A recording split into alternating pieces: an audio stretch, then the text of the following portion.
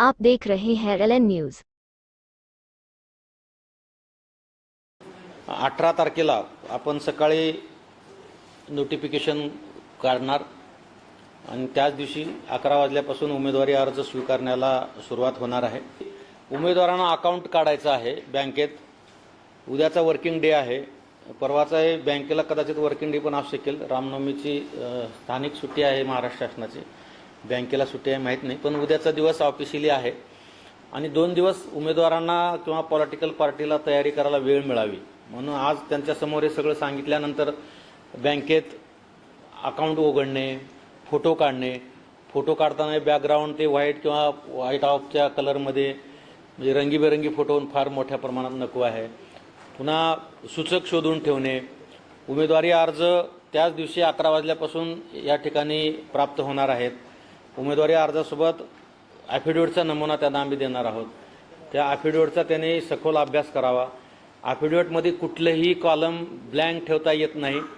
Blank ठेवलं तर आम्हाला त्यांना नोटीस द्यावी लागते आणि त्याच्यानंतर नोटीस दिल्यानंतरही त्यांनी जर ते भरून नाही दिलं तर अर्धवट भरलेलं ॲफिडेविट हे रिजेक्शनचं कारण होऊ शकतं, ते उमेदवारी अर्ज रद्द होऊ शकतो।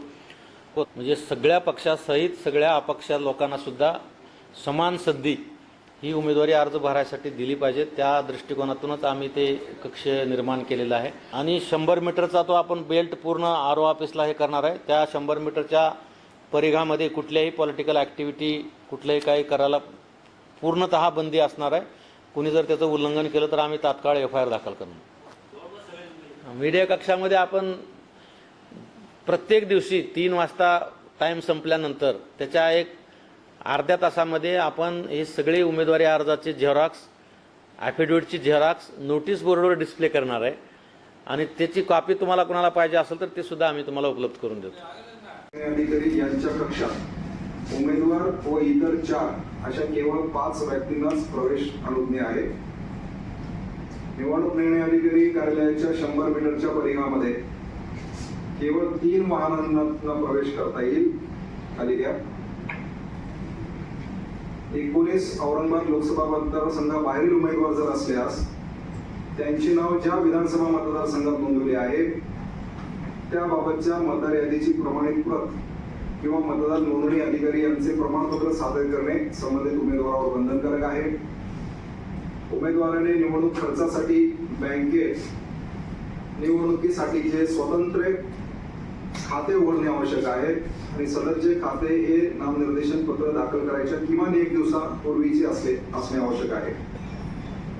उमेदवाराने मागील 3 महिन्याच्या आत असलेले 2 सेंटीमीटर बाय 2.5 सेंटीमीटर आकाराचे 3 फोटो ज्याच्यामध्ये पूर्ण चेहरा दिसतो तो आयदर कलर और ब्लॅक अँड व्हाईट फोटो असला पाहिजे आणि त्याचं बॅकग्राऊंड हे व्हाईट किंवा ऑफ व्हाईट असलं पाहिजे आणि तसंच शपथपत्र हे 3 महिन्याच्या आतमधील असल्याचे घोषणापत्र त्यांना सादर करायचे आहे। खाली घ्या। खाली उमेदवाराने बस उमेदवारी दाखल झाली, हे नॉमिनेशन साठीची ही सगळी प्रक्रिया आहे। जो उमेदवार आहे जर ते गुन्हेगारी पार्श्वभूमी असेल तर त्यांच्या संदर्भातल्या काही सूचना आहेत।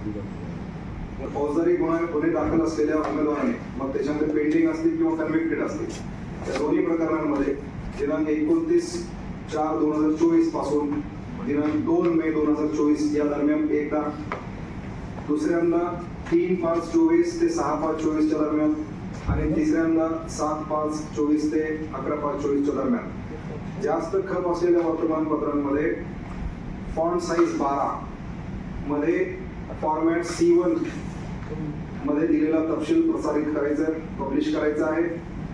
वरील वेळापत्रकानुसार 3 वेगवेगळ्या तारखांना TV चॅनलवर जाहीररित्या फॉर्मॅट C3 मध्ये प्रसिद्धी करायची आहे आणि वर्तमानपत्राच्या प्रतींसह फॉर्मॅट C4 मधील अहवाल व घोषणापत्र जिल्हा निवडणूक अधिकारी यांच्याकडे खर्चाच्या तपशिलासह सादर करणे अनिवार्य आहे।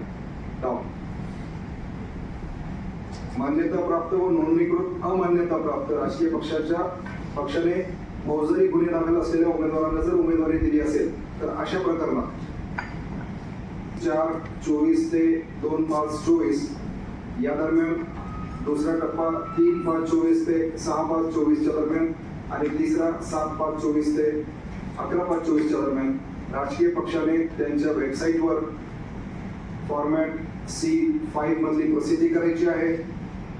तसेच टीव्ही चॅनल आणि राज्यात जास्त खप असलेल्या वर्तमानपत्रामध्ये देखील या कालावधीमध्ये 3 वेगवेगळ्या तारखांना जाहीर प्रसिद्धी करायची आहे फॉर्मॅट C2 मध्ये.